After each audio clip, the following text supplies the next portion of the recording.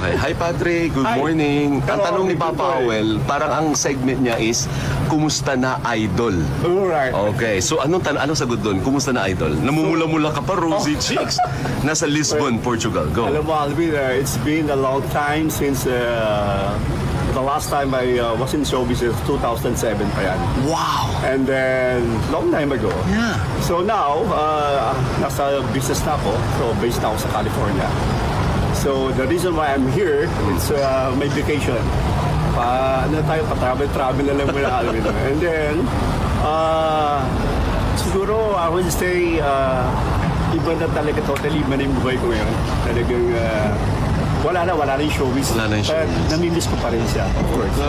Di ba sabi nga nila, Alvin, once na artista ka, hindi mawawala yun pagiging actor mo, right? When was the last time you acted? That was 2006. Oh, That was 2006. almost 20 years ago. 20 years ago. Wow. Actually, Alvin, nag-ano pa ako from showbiz, nag-politician pa ako. Oh, anong posisyon? Well, I was a city councilor in Calapan City, Oriental Mindoro. I was a senior board member.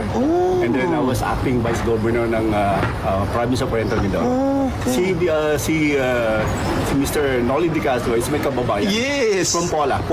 Oh, I'm from Calapan City. Oh, okay. Anything else that you would like your fans to know? Kasi it's been 20 years. Yeah. To everyone, sa mga fans ko, ito po after 25 years of Alvin, 20 years. 20 years, almost 20 years. 19. And I'm so grateful, I'm so glad na namit ko si Alvin.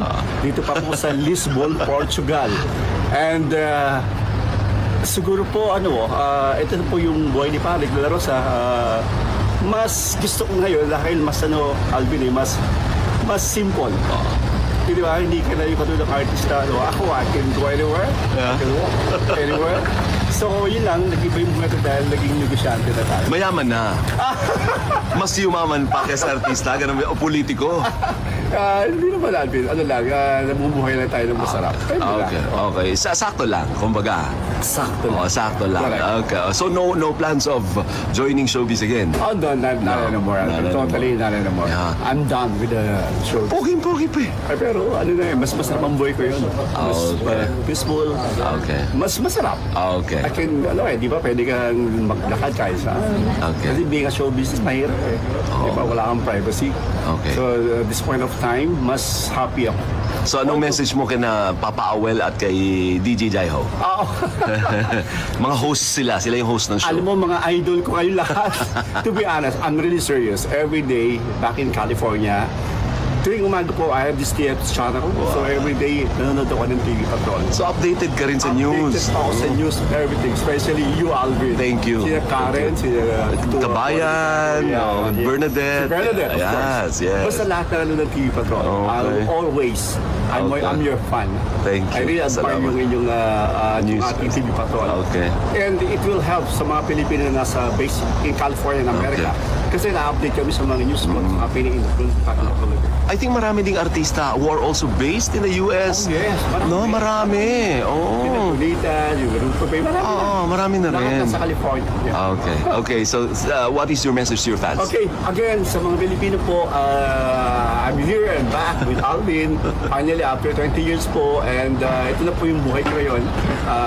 Negosyante na po, at saka ito, papasal-pasal na po.